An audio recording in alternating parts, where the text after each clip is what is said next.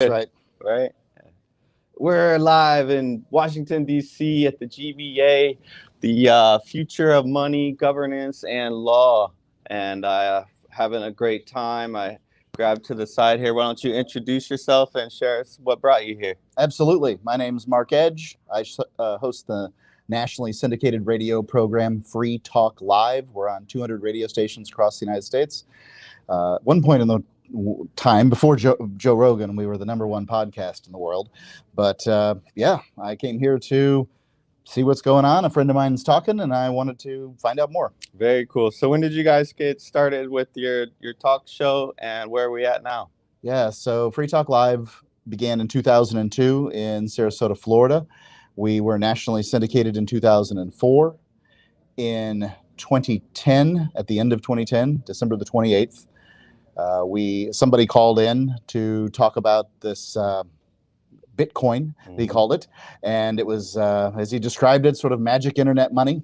And we were, as a pro-liberty show, we were very into gold and silver and these sorts of things, and we were, skeptical of the idea, but nonetheless, we talked about it. And then in January, and I think it might have been mid to late January, there was one of our amplifiers, a man named Gavin Andreessen, who had recently been named the head developer of Bitcoin at the time. It was worth 27 cents.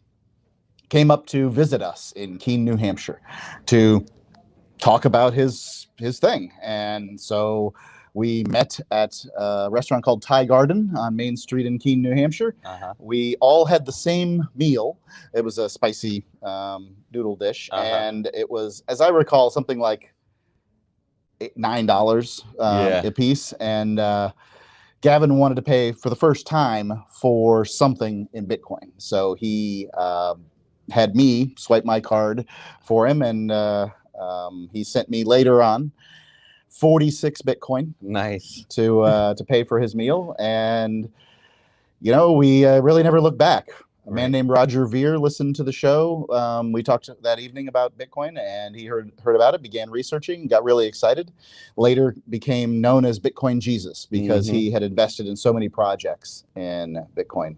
And Free Talk Live has talked about cryptocurrency since as a way to gain more control over your life, that your money is yours, and that the government shouldn't be able to devalue it whenever they accidentally weaponize the common cold. So how often are you guys talking about crypto on the show?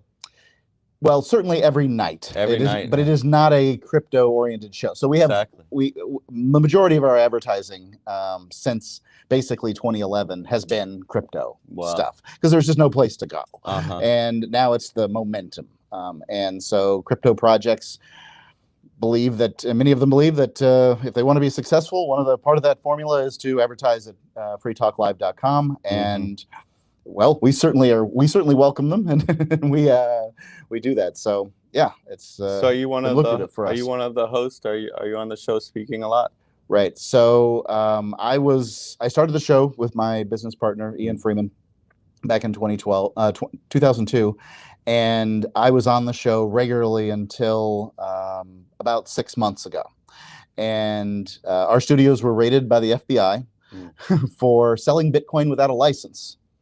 I wonder if it's just spurious charges. Like maybe they're just mad that we, have accused them of, I don't know, acting unprofessionally at the Malheur Wildlife Refuge standoff. And maybe when they took over the Playpen dark web website and distributed child pornography at a breakneck speed, they upgraded the website so they could distribute more. It was crazy stuff. So we talked about all those things, and it's possible that we broke some, decades-old law with a brand new technology, or maybe it's just them finding some future law that maybe you broke. Yep. Well, you never know. The good news for them is that either way, win or lose, they go home to their families. Yeah. We, on the other hand, we really care about the outcome. Yeah. Right. So it's thecrypto6.com if you want to go find out more. There you go. So what brought you to the conference?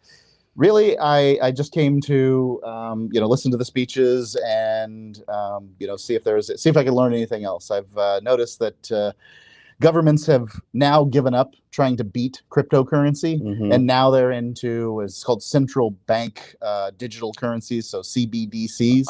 So I'm just curious whether or not they're gonna. I mean, is this how it's gonna go? Is it not? I'm not sure whether crypto didn't grow fast enough. I'm just curious. I mean, is this I don't know. Is this the Antichrist at his black mass? I have no idea, but I'm interested in seeing.